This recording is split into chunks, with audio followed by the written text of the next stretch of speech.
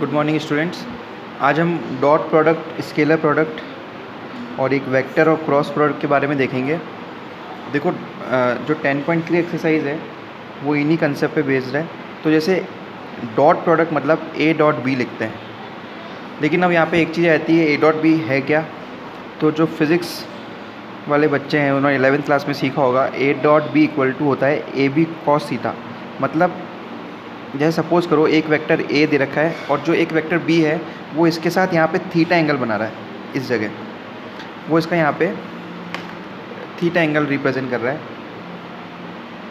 तो मैंने बताया था जिसका थीटा होता है उधर कॉस है, तो बी कॉस थीटा हो जाएगा, इधर बी साइन थीटा हो जाएगा। तो इधर वाला जो है उसका इसके साथ मल्टीप्लिकेशन कहलाता है A dot B, A B cos theta.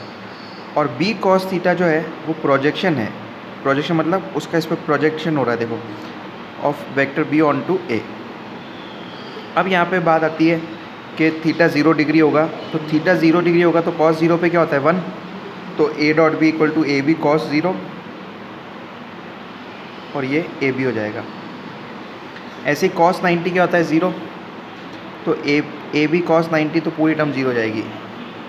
जब एंटी पैरेलल हो, मतलब ये केस परपेंडिकुलर के लिए होगा। एंटी पैरेलल मतलब कॉस 180 पे -1 होता है, तो A dot B equal to minus of A B, मतलब इधर की जगह वो इधर रिप्रेजेंट करेगा।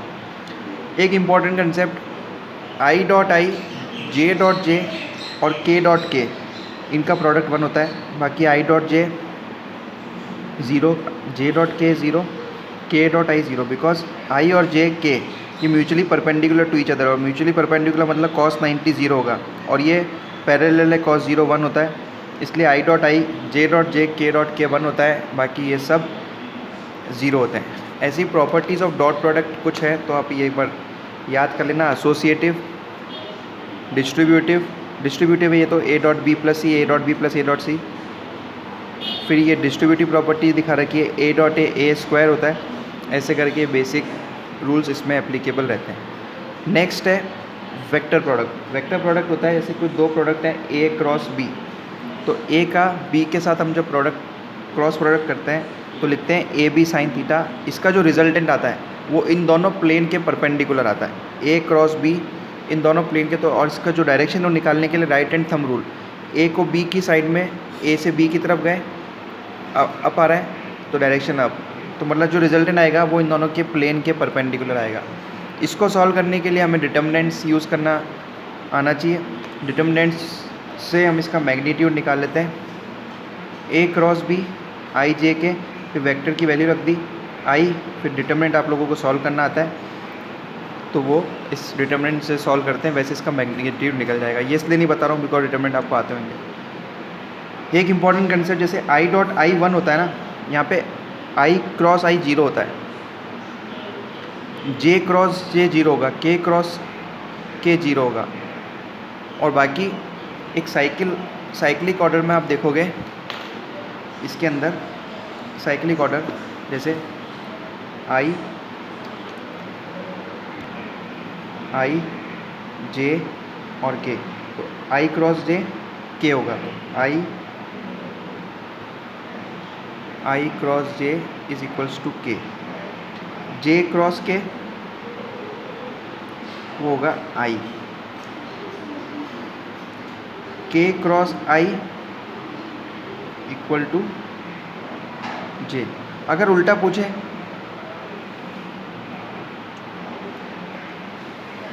अगर ये उल्टा चले, जैसे कोई बोलते जे क्रॉस आई तो माइनस के, जस्ट सिंपल।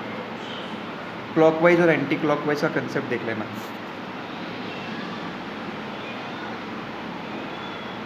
राइट, यूँ चल रहा है तो पॉजिटिव लेके चलेंगे और उसके ऐसे चल रहा है तो नेगेटिव लेके चलेंगे। राइट, ये इससे रिलेटेड थ्योरी थी। क्वेश्चन करते करते और भी बहुत सारी चीज़ें समझ लेंगे, देख लेंगे कि प्रोजेक्शन कैसे निकालते हैं और दो वेक्टर के बीच में एंगल है उसका क्या फॉर्मूला होता है, ये सब चीज़ें भी देख लेते हैं। क्वेश्चन करते करते समझेंगे सारी चीज़ें और। राइट, तो फर्स्ट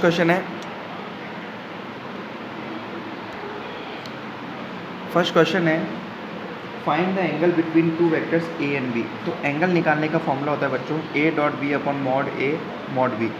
ए डॉट बी आपको इस क्वेश्चन में दे रखा है √6, मैग्नीट्यूड ऑफ ए भी आपको दे रखा है √3 और मैग्नीट्यूड ऑफ बी आपको दे रखा है 2। तो इसको कैसे सॉल्व करें? देखो ये इसको लिख सकते हैं √3 इंटू √2 अपॉन √3 इंटू √2 इंटू √2। ये कैंसिल आउट आंसर 1/√2 है। तो थीटा क्या आ गया? कॉस इनवर्स π/1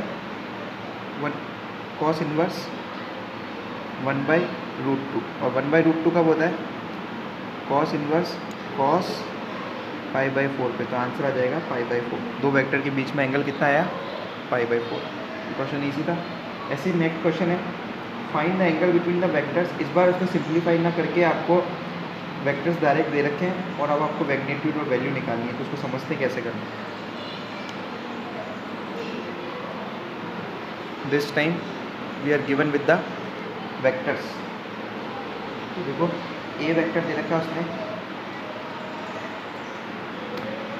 ए वेक्टर दे रखा है आई कैप -2j प्लस 3k। इसका मैग्नीट्यूड क्या होगा? √1 का स्क्वायर प्लस -4 प्लस 9, ये हो जाएगा √14।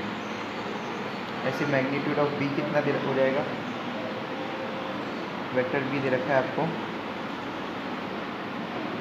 3i -2j plus k। तो ये हो जाएगा 3 का square 9 plus 4 √14। Right.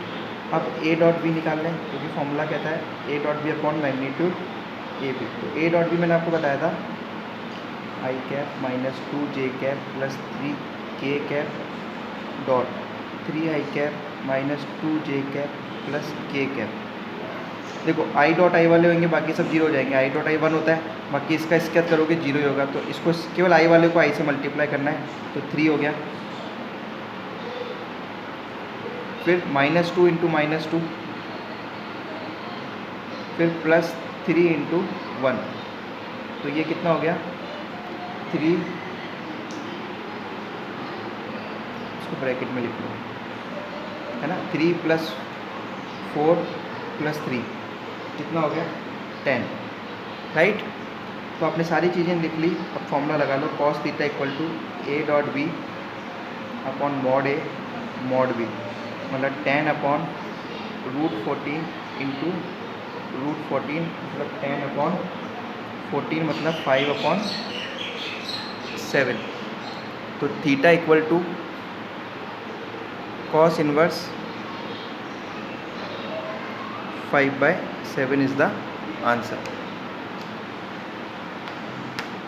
Right. Note करें यहाँ तक। देखो प्रोजेक्शन की हमने बात करी थी अभी, जो डॉट प्रोडक्ट कर रहे थे, ये ए है ये बी है, तो इसका इसमें प्रोजेक्शन क्या है? B cos theta.